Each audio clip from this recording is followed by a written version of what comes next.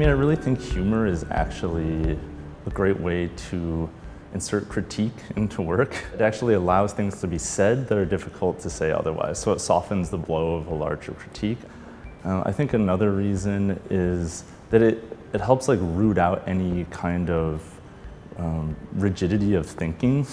If you're uncomfortable or if something makes you laugh, you know it's unusual and you know it's actually getting at something new. And so if it's funny, then we know that it's producing some kind of shift in your thinking, and I think that's what a lot of practices are after today. So they're funny things. I began getting interested in columns and specifically caryatids a few years ago. It's one of those things you follow your intuitions down a rabbit hole of what is being underexplored by the discipline. But then I got quickly into the relationship between columns and people via the caryatid.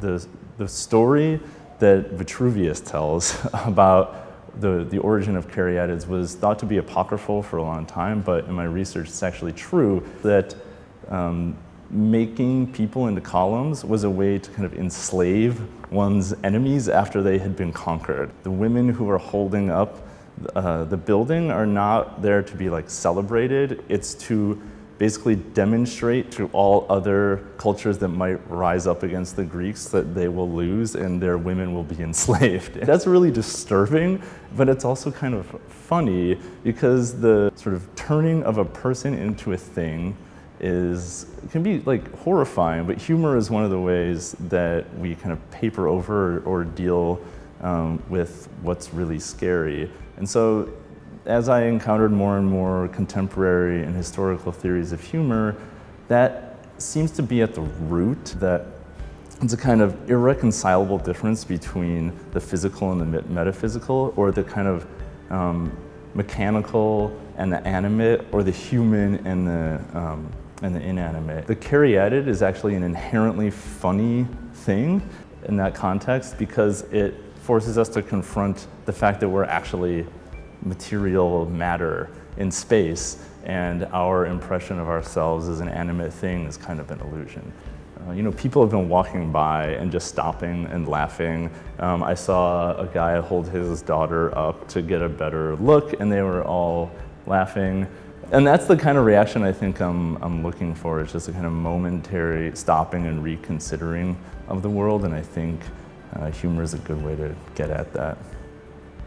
These are 3D scans, or they're from 3D scans of me and my friends that we made with equipment that's designed to make 3D digital avatars that they turn into crash test dummies. So they just scan lots of people, they turn them into a digital model, they put them in a tank or a bus or a car in a computer model, and they crash them.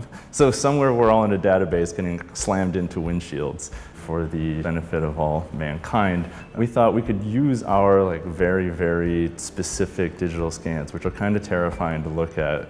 If you've ever seen your body in an incredibly high polygon mesh, it's an uncomfortable confrontation. But we thought, okay, let's use ourselves in an expedient way just because we had them, but also because we thought it would be funny to incorporate ourselves. But we wanted to conflate them with columns, but not in the way that caryatids usually are, where there's a kind of identifiable relationship between the human form and the column, or some kind of proportional system. We wanted them to be basically arms on columns that get their posture from the human form, so that they're uncanny and weird and we can't read any kind of organizing system into them.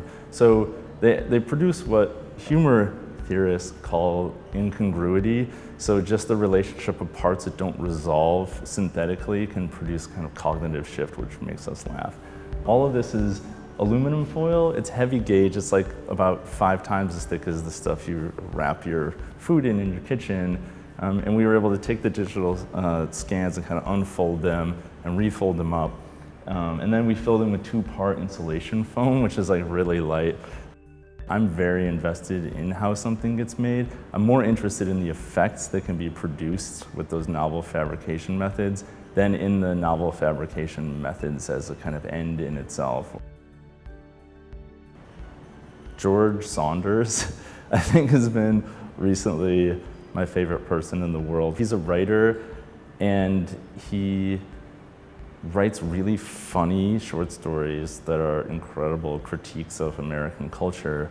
I read an interview with him one time where he described how he thought he was going to be the Hemingway of the Walmart, and he would go to Walmart and he would see what's really there and bring it back and show us what our contemporary reality is really like. He just started writing poems at work because he had a straight job to pay the bills, and that turned into these short stories where he was really letting himself be funny.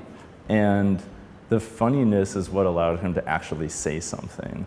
And in a way, I feel like George Saunders has given me permission to do what I already know how to do, which is just make funny things and be funny as an architect, and not just as a personality.